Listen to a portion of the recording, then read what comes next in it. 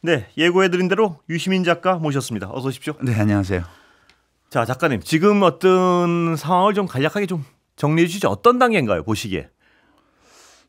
이제 이게 되게 지지부진한 것처럼 보이죠. 예, 그렇습니다. 근데 그게 당연한 거거든요. 아, 그래요? 예. 이거보다 더 말끔하게 빨리빨리 이렇게 정리되면 좋겠지만 그게 원래 그렇게 될 수가 없는 사건이에요. 그러니까 이게 뭐 어떤 연구자는 1800년 이후에 주요 국가에서 일어난 친위 쿠데타 중에 실패한 게 거의 없다고. 뭐 거의 100이면 99 정도는 다 성공했다고 그러잖아요. 그러니까 100개 중에 1개거든요. 이 사례도 잘 없고요. 그러니까 매뉴얼 같은 것도 잘 없죠. 이런 사건은. 그다음에 현직 대통령이 쿠데타를 했다가 셀프 쿠데타를 했다가 실패한 거기 때문에 대통령이 임명한 그 권력자들이 모든 국가기관에 다 있잖아요. 공범이 사방에 다 있어요. 그러니까 이게 말끔하게 짧은 시간에 깔끔하게 정리하는 게 불가능한 사건이에요. 원래. 그래서 저는 이만하면 잘 가고 있다. 그렇습니까? 총체적으로는 그렇게 봐요. 작가님 그 말씀 듣고 보니까 갑자기 좀 마음에 어떤 약간 위로가 됩니다. 왜냐하면 어제 오늘 너무 답답해하고 막 분노와 막 이 주변에 모두가 그러고 있어가지고요. 그러니까 이게 민심을 보통 물의 비유를 많이 하는데요. 군주 민수라고 그래서 이제 권력은 배고 민심은 물이고 그래서 민심이 화가 나면 배를 엎어버릴 수 있다. 이게 옛날 중국 고대 때부터 많이 쓰던 비유인데 그게 민심은 중력 같아요. 이렇게 민심이 한번 아래로 내려누르기 시작하면 견딜 수 있는 그 권력이 없습니다. 그런데 잠시 보둥거리고 있는 거죠. 위에서 물 떨어질 때 뭐 옛날에 쓰던 그릇들이 이렇게 받치고 있으니까 얼른 안 떨어지는 것 같죠. 좀 지나면 그 다 차서 넘치게 돼 있습니다. 그런 거여서 저는 이만하면 잘 가고 있다 이렇게 보고요. 이제 더 좀 참담한 것들은 사실은 이렇게 질질 끄냐 그런 것보다 지난 한 달 동안에 우리가 대한민국의 속살이랄까요? 그런 걸 본 게 많아요. 근데 짐작은 하고 있었는데 짐작했던 것보다 훨씬 참혹하다. 이런 느낌을 주는 게 몇 개 있어요, 사실. 그거 하나하나 좀 여쭤보겠습니다. 그리고 근데 지금 저항하는 세력에선 말입니다. 제가 또 불안해했던 이유 중에 하나. 오늘 유 작가님 모시길 잘 모신 것 같습니다. 왜냐하면 국민들이 어제 오늘 뭐 하여튼 굉장히 스트레스를 아주 대단히 받고 있는 것 같아가지고. 근데 또 뭐 제가 뭐 섣불리 어떤 낙관적인 전망을 말씀드릴 수도 없고 해서 굉장히 어떤 저도 스트레스를 많이 받았는데 나오셔가지고 그래도 갈 길이 가고 있다 이 말씀을 하시니까 마음이 상당 부분 놓이는 부분이 있습니다. 그 우리 대한민국의 속살이 드러난 걸 보면 왜 이게 이렇게 질척거리는지 금방 이해가 돼요. 그리고 전국적으로 보면 잘 될 거다라는 생각도 할 수 있고요. 제가 되게 놀란 거는 첫 번째는 폭력으로 군대를 동원해서 정치적으로 생각이 다른 집단을 말살하려고 했던 시도에 대해서도 그거 잘했다라고 말하는 사람이 4명 중에 1명 있다는 거예요. 그렇습니다. 지금. 이거를 이제 정치학에서는 극우라고도 하고 뭐 여러 가지 말로 표현을 하는데 그러니까 민주주의라는 것은 공존의 규칙이거든요. 인간이 오랜 문명사를 통해서 서로 생각이 다르고 이해관계가 다른 개인들과 집단이 어떻게 서로 죽이지 않고 공존할 거냐. 이 문제를 고민한 끝에 만들어낸 제도가 이 민주주의 제도예요. 이겼다 졌다 서로 하면서 정말 같이 이 한 하늘 아래 살고 싶지 않은 사람이지만 그러나 사람은 다 다르기 때문에 저런 사람이 많을 때는 우리가 좀 그쪽을 따라주고 또 시간이 지나서 나하고 생각이 비슷한 사람이 많아지는 게 확인이 되면 또 내가 하고 싶은 대로 할 수 있고 이렇게 해서 서로 간에 상대를 말살하지 않고 게임을 하도록 돼 있는 게 민주주의인데 이 룰을 깨버리려고 했잖아요. 윤석열 대통령이. 근데 이거를 별 문제 없다 잘했다라고 얘기하는 사람이 내 가운데 하나가 있다는 것은 굉장히 위험한 거예요. 그래서요. 이게 비슷한 숫자의 사람들이 거기 가세야 하면 그런 사람들이 주도권을 잡고 실제로 사회를 그렇게 폭력적인 상황으로 몰고 갈 수 있는 거거든요. 역사에서 그런 일이 많습니다. 그래서 그게 25%나 되나? 그렇습니다. 그게 상당히 이제 무섭고요. 거꾸로 말하면 75%는 거기 동의 안 한다는 거예요. 그래서 와, 대한민국 민주주의 희망이 있다. 다른 한편으로는 25%나 된다는 것이 끔찍하지만 25%밖에 안 된다는 것은 또 한 희망적인 것 같다. 그런 생각. 유 작가님 딴 때보다 굉장히 낙관적이 되셨습니다. 항상 저보다 더 화를 내신 것 같은데. 아니 저는 지금 벌어지고 있는 모든 일들이 일어날 만한 이유가 있는 것이다라고 이해하려고 노력하고 있어요. 두 번째 제가 굉장히 충격받은 거는 소위 잘난 사람들이요. 뭐 엘리트라고도 하고 뭐 사회 지도층이라는 건방진 말도 쓰고 그 보면 이제 내각의 장관들, 뭐 대통령 포함해가 국무총리 장관들, 그다음에 뭐 이렇게 그 전에 우리가 봤던 뭐 검사들 사법시험 합격해서, 그다음에 고위 공무원들, 그다음에 군 사령관들 이런 사람들이요. 경찰 최고위층이요. 이게 대통령이 비상계엄 선포한다고 말을 했으면 그것이 헌법에 맞는지, 그 포고령 1호가 나왔으면 그것이 계엄법에 부합하는지 확인하는데 5분도 안 걸려요. 검색의 시대입니다. 그냥 전문 찾아서 계엄 선포의 실체적 요건 헌법에 딱 찾아보면 이거 위헌 계엄이거든요. 금방 알 수 있고요. 계엄법의 앞부분 앞단만 찾아봐도 국회에 대해서는 아무것도 할 수 없도록 돼 있습니다. 그거 금방 확인할 수 있어요. 그러면 그 자리에서 대통령님 이거 위헌입니다. 헌법 몇 조 위반입니다. 계엄법 위반입니다. 계엄 선포를 합법적으로 하더라도 국회에 통보해 줘야 됩니다. 계엄법에 그렇게 되어 있습니다. 국회가 폐회 중이면 국회의장한테 국회를 열어서 심의해달라고 얘기해야 됩니다. 이게 다 법에 나와 있는 내용이거든요. 그런데 어느 한 사람, 엘리트한 어느 한 사람, 우리가 살고 있는 이 사회의 기본 원리를 밝히고 있는 헌법 조항에 대통령 행위를 견져보고 안 됩니다라고 말하는 사람이 없었어요. 그냥 이러면 부작용이 많습니다. 뭐 해외 신연도가 어떻게 됩니다. 외교부 장관은 뭐 외교가 어찌 됩니다. 그런 헛소리들 했다고 그러고요. 그런 소리를 할 게 아니고 대통령님 이것은 위헌입니다. 이것은 위법한 포고령입니다. 라고 얘기를 하고 나는 여기 더 이상 못하겠다라고 나오는 사람이 단 한 명이라도 있었으면 제가 마음이 되게 흐뭇했을 것 같아요. 그 사령관들 12.12 내란 다 있었기 때문에 군이 그런 식으로 하면 위헌 위법이라는 거 다 알아요. 경찰청장, 서울청장 다 마찬가지입니다. 지금 국힘당 소위 집권 여당이 있는지 없는지 모르겠지만 거기 국회의원 수십 명이 오늘 관저에 앞에 가 있습니다. 40명이 갔다는 거 아니겠습니까? 그러니까 그 소위 엘리트 또는 사회 지도층 또는 잘 나가는 사람들이라고 말하는 우리나라에서 그 잘난 사람들이 얼마나 철학적으로 형편없고 정서적으로 나약하며 그리고 정치적으로 비겁한지 그런 것들이 너무 충격적으로 드러났어요. 12.12 때도 장태환 사령관이나 이런 분들 총 맞아가면서 저항했던 분들이 있습니다. 이게 지금 45년이 지났는데 이게 뭐냐는 거예요. 이거는 대한민국의 미래가 되게 어둡다. 만약 지금 윤 정권에서 발탁했던 그 사람들만 그런 거라면 모르겠지만 그거 아닌 것 같아요. 그런 느낌이 드는 거죠. 그냥 암담합니다. 이게 뭐 윤석열 씨를 빨리 못 잡아오는 게 암담한 게 아니고요. 이게 이거를 보고 있으면 암담해요. 혹시 그 생각도 해보셨습니까? 왜 그들이 45년 전에도 그렇게 저항하는 사람이 하나는 있었는데 왜 이 어떤 근대화되고 우리가 현대화되고 이 세상에서 왜 그런 사람들 더 없어졌나요? 혹시 그 원인에 대해서 살짝 분석을 해보신 적이 있습니까? 그까지는 아직 분석을 못 해봤는데 이제 그 예전에 읽은 책 중에 군중심리라는 책이 있는데요. 귀스타프 르봉이라고 유명한 그 오래된 책인데 거기 보면 이제 군중이 개방형 군중이 있고 폐쇄형 군중이 있습니다. 개방형 군중은 아무나 들어와서 군중을 형성할 수 있는 거고 이 엘리트 그룹들은 소위 엘리트 그룹들은 폐쇄형 군중이에요. 국민의힘당 국회의원들 108명 그다음에 내각 구성원 한 20여 명 요거 다 고위 경제 관료들 요거 다 폐쇄형 군중들이에요. 대개 폐쇄형 군중의 특징 중에 하나가 그 군중을 구성하는 개개인보다 그 군중 집단 전체는 지적으로 더 저열하고 더 어리석은 행동을 많이 한다는 거예요. 개방형 군중은 때로 그 군중을 구성하는 개개인보다 훨씬 현명한 행동을 할 때가 있습니다. 그럴 때 역사가 확 진전하는 거거든요.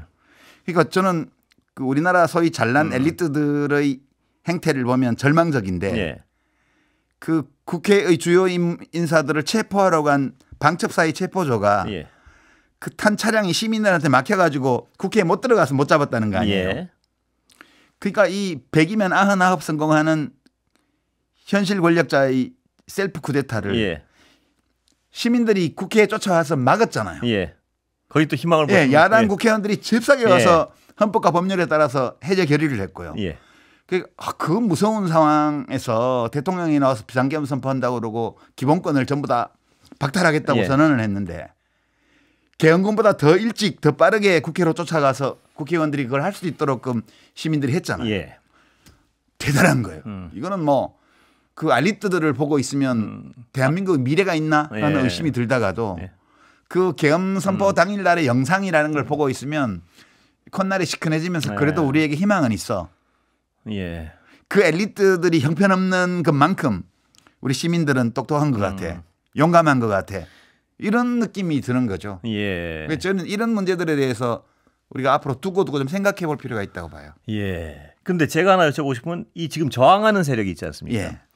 이들이 처음에는 제가 이렇게 관찰하면서 제 그냥 주관적인 느낌으로 좀 시간을 끌라 그러는구나 이런 걸로 하는데 요새는 기가 살아가지고 다시 돌아갈 수 있구나를 믿는 거 아닌가? 전 그런 불안감인데 그렇지 않습니까 혹시? 그게 폐쇄형 군종의 특징 중에 하나예요. 그러니까 자기들끼리 약을 나눠 먹는 거예요. 예. 마약을. 예. 그러니까 이제 최근에 나온 뭐 어떤 여론조사 뭐 그렇습니다. 윤석열 잘하고 있다가 40%다 뭐 이런 거요. 예. 이제 지난 2월을 돌아보십시오. 예. 작년 2월이요. 총선 2달 앞두고. 예. 모든 여론조사에서 그렇습니다. 여당 지지율이 야당을 이기고 민주당을 앞서고 이렇게 해서 뭐 과반수를 여당이 할 거라는 막 전망을 하는 평론가들이 사방에 나오고 이럴 때 여기 MBC 분위기도 암담했습니다. 제가 그때 선거 방송하러 한 달에 한 번씩 나올 때인데요. 제가 그때 그랬거든요. 믿음이 부족한 자들이.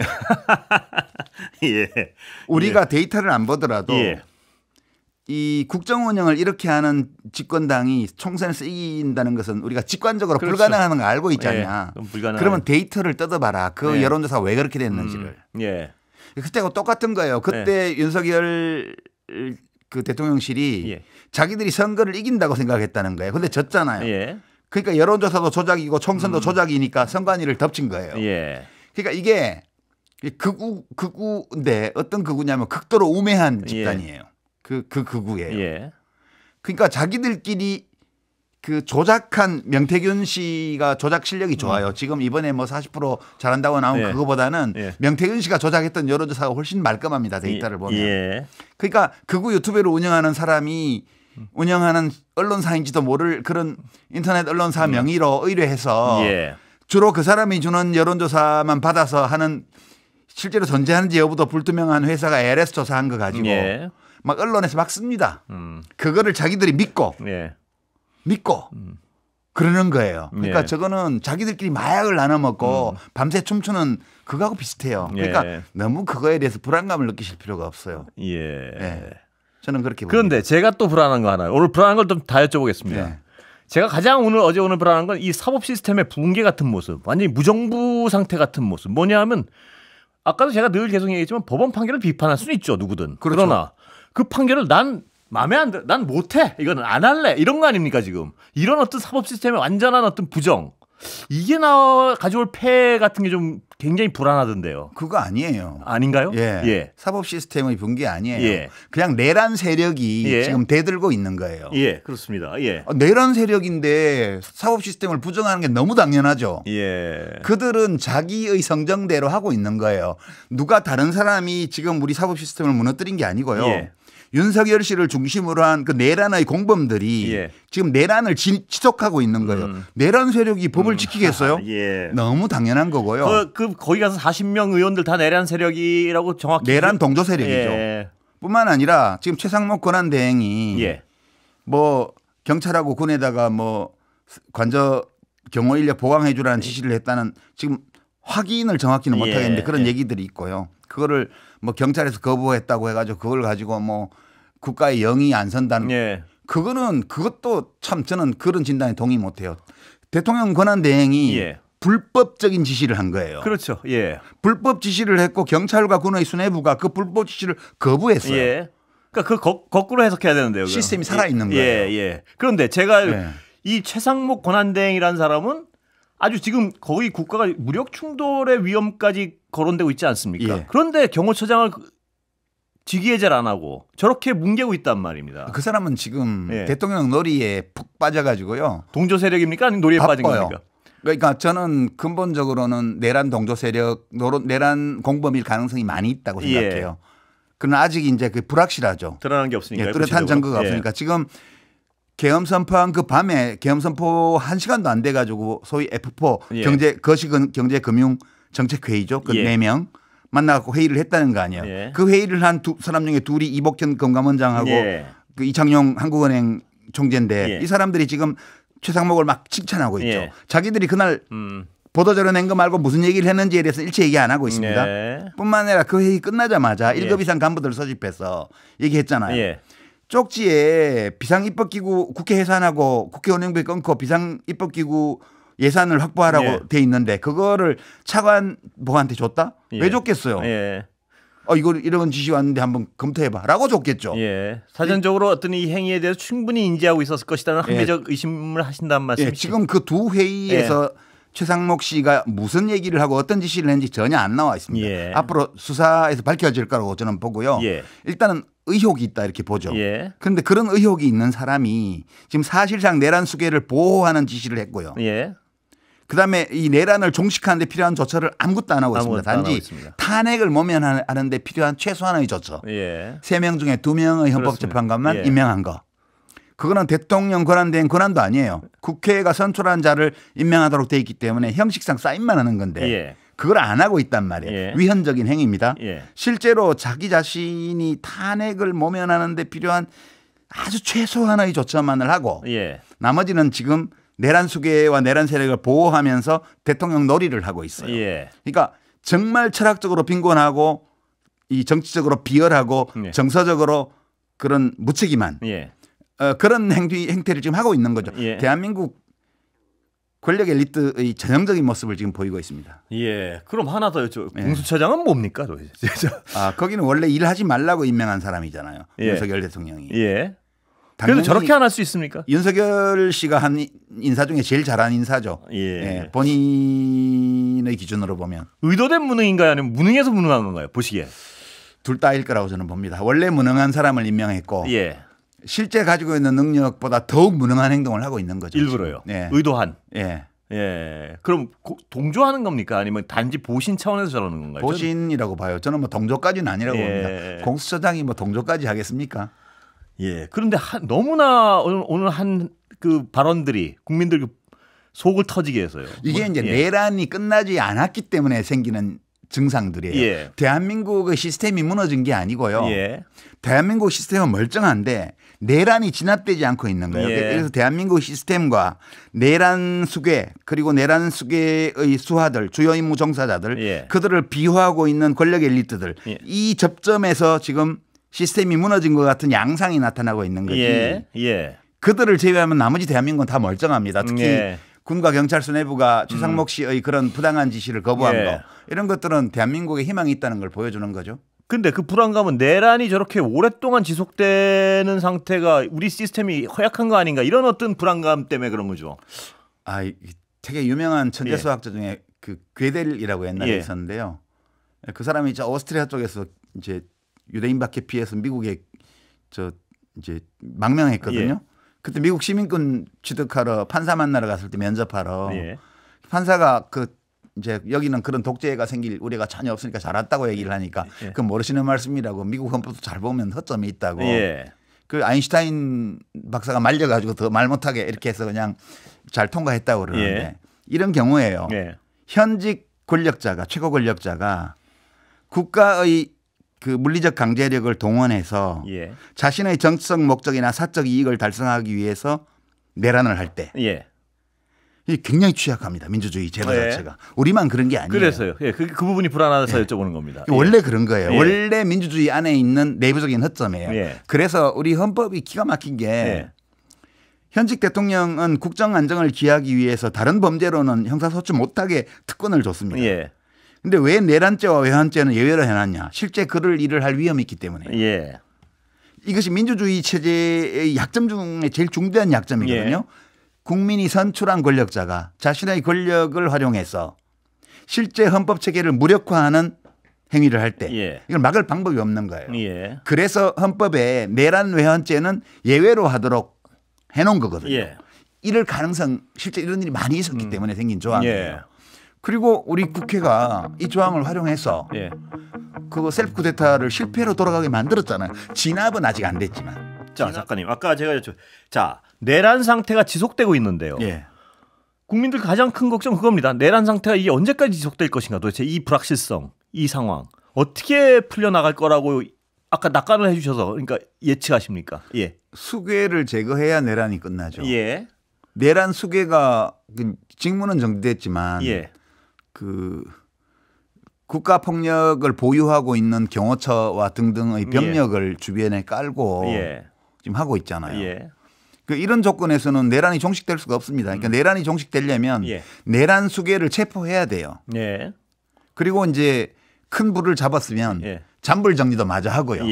그렇게 돼야 끝나는 건데 시간이 좀 걸릴 것 같아요. 아, 그래요? 예. 예. 근데 당장 저 체포 말씀하시지만 그게 가장 중요하고 가시적인 부분인데요. 그렇죠.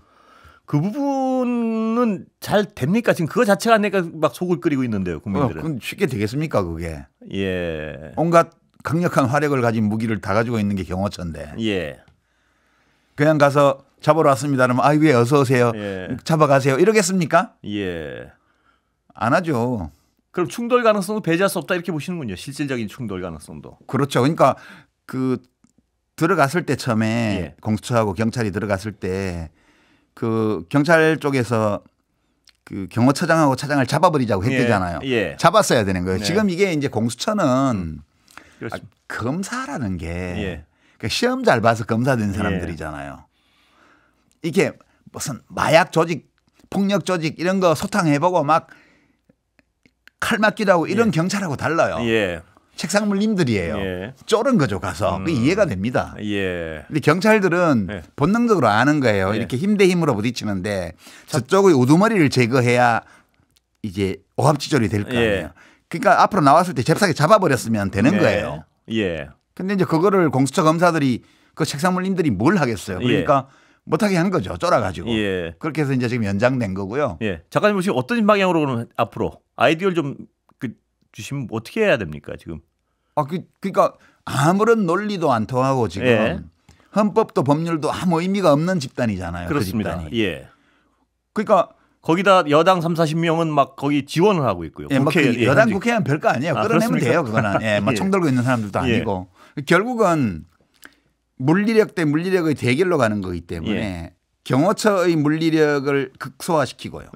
그러니까 이제 군하고 경찰 병력 간이들을 떼내야 돼요. 전부 다.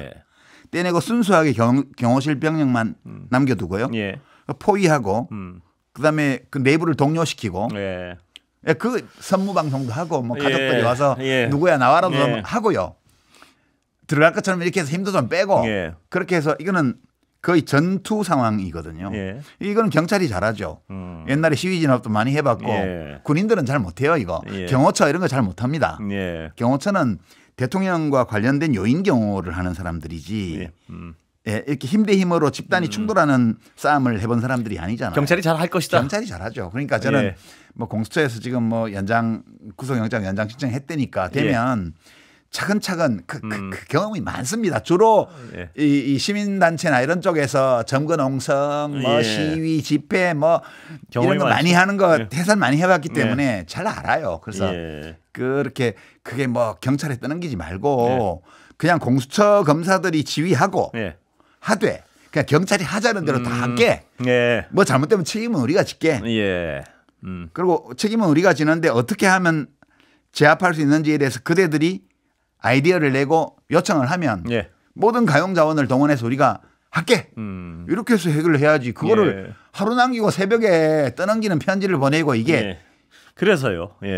말도 안 되는 짓을 하고 있네 정말. 그렇게까지 비겁하게 보일 필요가 있을까 싶어서요. 무능한 건 좋은데. 책상 물림들이라서 그래요. 검사 별거 아니에요. 그러니까 이게 우리가 이 엘리트들에 대해서 소위 환상을 버려야 돼요. 아니 서울법대인데 설마 사람들이 많이 그랬잖아요 옛날에. 아이 그래도 서울법대인데. 요새는 하도 봐가지고 그러지는 않더라고요. 근데 윤석열 씨가 서울법대인데 헌법도 모르고 개헌법도 모르잖아요. 예. 최상목 씨 코넬대 경제학 박사인데 그 논문 보면 우리나라하고 아무 상관도 없어요. 예. 그냥 논문도 보셨습니까? 예, 코넬 실망했습니다. 제가 그런 논문에 박사학위를 준다는 게 도대체가 그러니까 최상목 씨는 경제정책 몰라요. 예. 그러니까 이게 소위 엘리트라고 자처하는 사람들에 대해서 우리가 환상을 갖지 말아야 돼요. 예. 별 차이 없습니다. 우리하고. 오히려 철학적으로 빈곤하고요. 정서적으로 굉장히 나약해요. 예. 그래서 겁내지 말고요. 예. 예, 하면 됩니다. 그래서 저는 뭐 되리라고 보고요. 예. 그럼 제가 그거 하나 경호처장하고 저 사람들은요. 저기가 무슨 의리가 있는 집단이거나 무슨 의로 뭉친 집단이 아니지 않습니까? 그냥 무서운 거예요. 이게 무서워서요. 이게 내란 상황인데 지금. 근데 무서워도 저렇게까지 저항할 필요가 있을까요? 잘못하면 내전으로 가잖아요. 예. 물리적 충돌이 벌어지면 내란에서 내전으로 간다고요. 이게 무서운 거예요. 이게 진짜 그 자리에 있으면 무서울 것 같아요. 예. 그러면 빨리 내려놔야죠. 내려놓고 투항을 해야지 왜 저렇게 덤빌까요? 아니 지금 경호처는 경호처장, 차장 등등이 다 내란 공범이에요. 주요 임무 종사자예요. 그러다 보니까 윤석열만 지키는 게 아니고 자기 자신도 지키는 거예요. 저 사람들이. 그러니까 이게 어떤 논리도 어떤 법 규정도 안 먹히는 거예요. 그게 내란이에요. 그러니까 이게 지금 야당이나 일부 언론에서 내란이 지속되고 있다는 얘기를 계속 하는데 그 의미가 뭐냐면 바로 이 상태를 의미하는 거예요. 그러니까 내란이 지속되는 상황에서는 법을 무시하는 게 너무 당연한 거예요. 이거를 끝내기 위해서는 국가의 압도적인 합법적 무력을 동원하지 않고는 좀 완화하죠. 국가가 보유한 합법적 강제력을 저 내란 세력의 물리력을 확실하게 제압할 정도로 동원하지 않고는 제압이 불가능합니다. 결국은 그걸 할 수 있는 건 경찰밖에 없어요. 자, 일단 그렇다면 큰 불이 잡히면 아까 잔불 말씀을 하셨는데요. 군 내부의 어떤 실핏줄이나 이런 부분에 대해서는 어느 정도의 규모로 추정하십니까, 작가님? 그건 저도 잘 모르죠. 근데 지금 보면 사전 모의를 많이 한 걸로 지금 나오잖아요. 김용현 장관 그 공소장이나 또는 그 밑에 사령관들 뭐 공소 사실이나 이런 걸 보면 제가 그 질문 드리기 잠깐 뭘 여쭤보려고 제 질문의 정확한 의도는 옛날에 전두환 때는 하나회란 어떤 그 실핏줄까지 쫙 퍼져 있는 조직이 있었지 않습니까? 근데 이번에는 김용현을 중심으로 좀 급주하는 느낌이 있는데 우리 군은 얼마나 위험한 상태입니까? 보시기에 지금은 괜찮아요. 왜 괜찮다고 보냐하면 12.12 때는 그 육군 참모총장을 체포했잖아요. 보안사령관이 하극상을 했잖아요. 그러니까 이게 그 지휘계통을 거스르는 쿠데타였기 때문에 아주 은밀하게 강력하게 조직한 집단이 없으면 못해요. 근데 이번 쿠데타는 그냥 중안판이 대전판이 뭐 몇 개의 인간관계 노상원 뭐 전 방첩사령관 정보사령관 뭐 이런 사이드의 조직들 현직 대통령이 수계이기 때문에 대충 준비해도 할 수 있는 거예요. 그래서 저는 그 뿌리가 그렇게까지 깊게 들어갔지는 않았으리라고 봐요. 이 상황 속에서 김건희라는 문제는 어떻게 풀어나가야 되나요, 보시기에? 그건 풀 필요 없습니다. 그냥 그래요? 윤석열이 제거되면 그냥 같이 제거되는 거예요. 뭐 수사는 특검하고 해야 될 거 아닙니까? 뭐 그거는 뭐 어차피 홍수가 떠내려오면 홍수물이 내려오면 무슨 소울이는 떠내려가고 뭐 닭장은 괜찮고 그런 거 없잖아요. 다 쓸려가는 거죠. 저는 뭐 그거는 독립 변수 큰 변수가 아닌가요? 저는 큰 변수 아니라고 생각합니다. 그러면 그 작가님은 그 전에 대선 전에도 제가 몇 번 뵙고 하면 굉장히 어떤 윤석열이라는 인물에 대해서 우려를 많이 하시지 않았습니까? 그럼요. 제가 폭군될 거라고 얘기했죠. 이 정도까지 예상하셨습니까? 저는 그 대선 토론 때 그 KBS 때 했는데 전원책 변호사하고 헌법을 파괴할 거라고 얘기했습니다. 제가. 그때 전원책 변호사가 이번 대선의 결과에 따라서 헌법을 파괴할 수도 있다라고 얘기하기가 제가 동감입니다. 윤석열 후보가 되면 헌법을 파괴할 겁니다라고 제가 얘기를 했어요.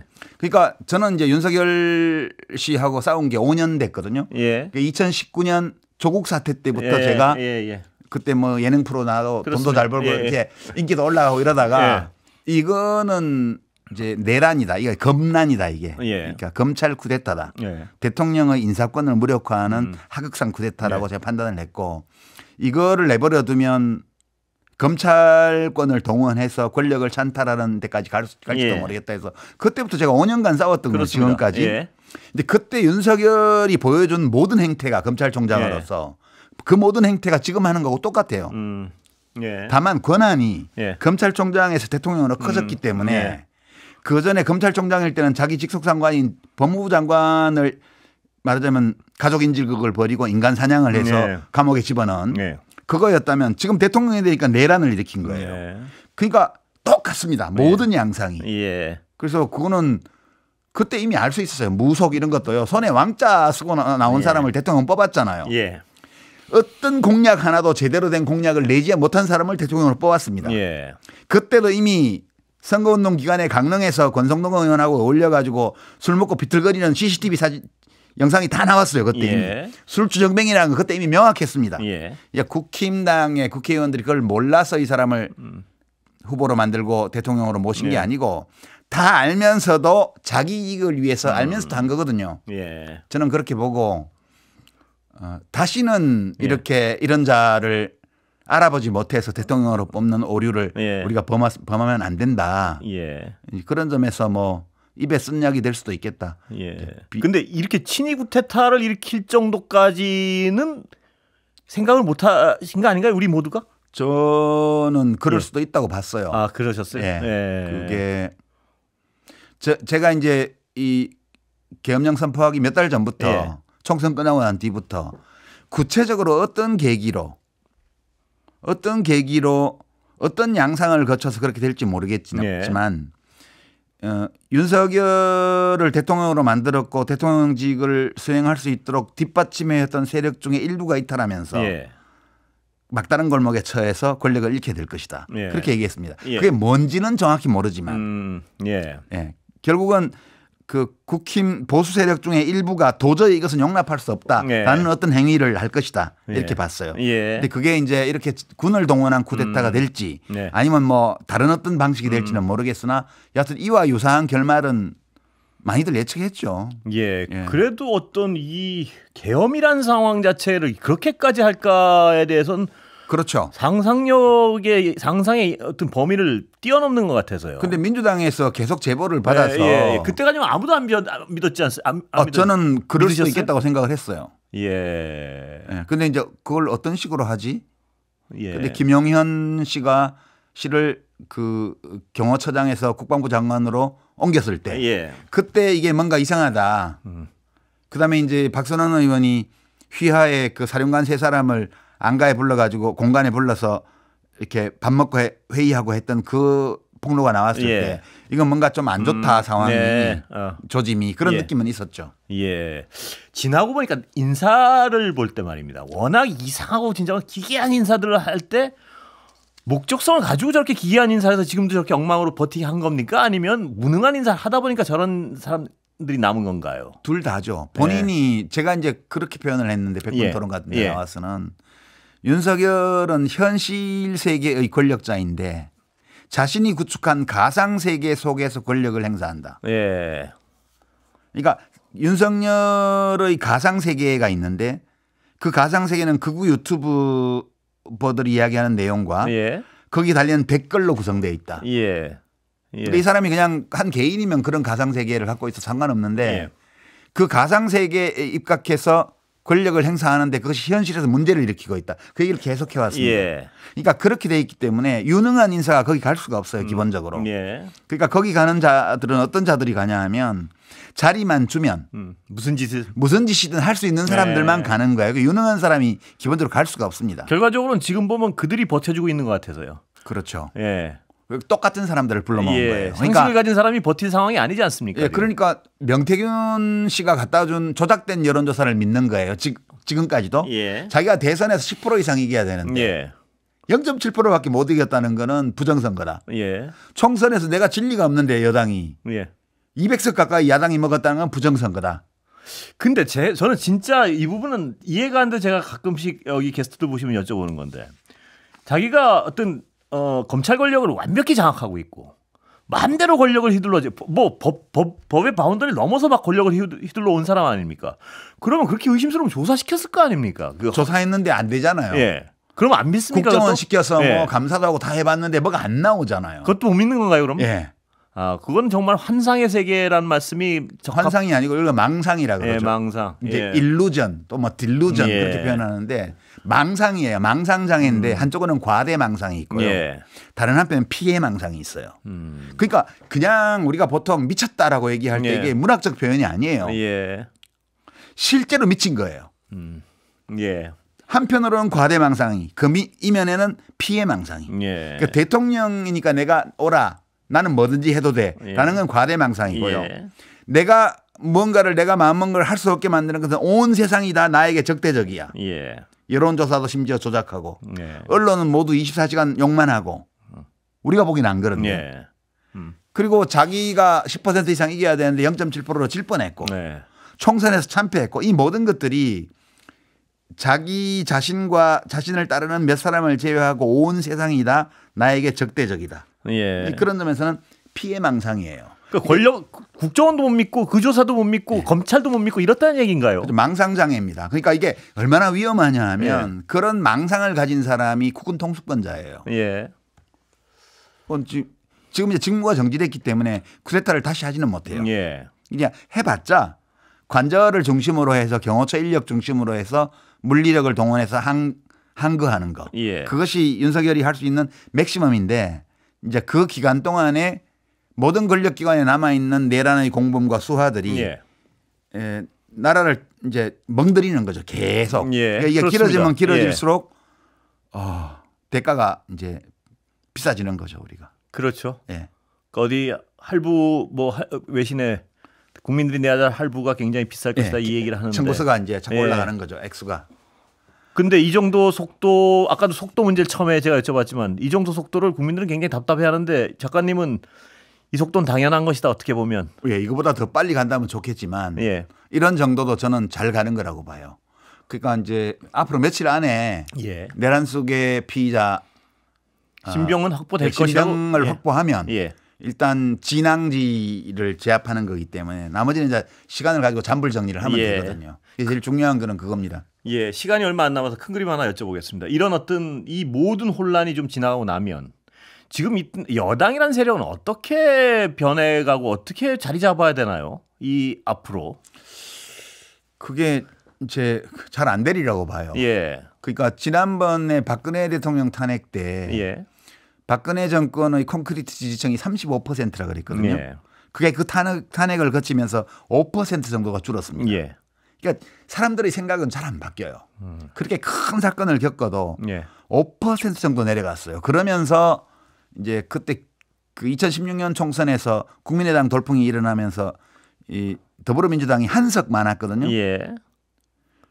그렇습니다. 근데 예. 그 다음 총선에서는 완전히 엎어지잖아요. 예. 180석을 하게 예. 되잖아요. 민주당이. 예. 그만큼 그 5%의 감소라는 게 선거에서는 이 소선거 구제에서는 어마어마한 변화를 갖고 온 겁니다. 예. 이번에 또 5% 또 내려간 것 같아요. 예. 이번 이 내란 사태를 거치면서 지금 뭐 한 5% 정도가 더 내려갔습니다. 그러면 25% 가지고는 시간은 전국 나죠. 선거를 못 이겨요. 예. 그래서 감사합니다. 어려우리라고. 작가님 오늘 장시간 감사합니다. 유시민 작가 모셨습니다. 감사합니다.